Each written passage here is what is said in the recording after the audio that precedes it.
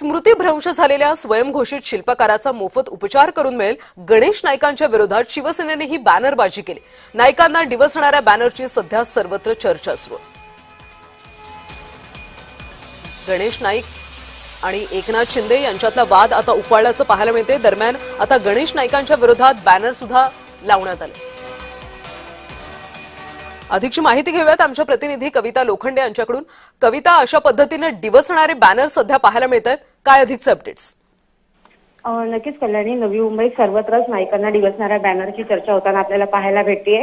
बॅनरवरती स्मृतिभ्रंश झालेल्या स्वयंघोषित शिल्पकाराचा मोफत उपचार करून मिळेल अशा प्रकारचा आशय जो आहे तो या बॅनरवरती टाकण्यात आलेला आहे, लिहिण्यात आलेला आहे. आणि आता गणेश नाईकांकडून खासदार श्रीकांत शिंदे यांना माजी खासदार करेल अशा प्रकारचं आवाहन देण्यात आलं होतं. आणि आता खासदार श्रीकांत शिंदे यांनी नाईकांना स्मृतिभ्रंश झाल्याची टीका केली आहे. त्याचमुळे नवी मुंबईत शिवसेना संपर्क प्रमुख अंकुश कदम यांनी सर्वत्र अशा आशयाचे बॅनर जे आहेत ते लावलेले आपल्याला पाहायला भेटतात. एकूणच या बॅनरची चर्चा जी आहे नवी मुंबईमध्ये रंगलेली आपल्याला पाहायला भेटते. कल्याणी, नक्कीच कविता, धन्यवाद या माहितीसाठी. तर गणेश नाईकांच्या विरोधात नवी मुंबईत अनेक ठिकाणी बॅनरबाजी केल्याचं पाहायला मिळतं.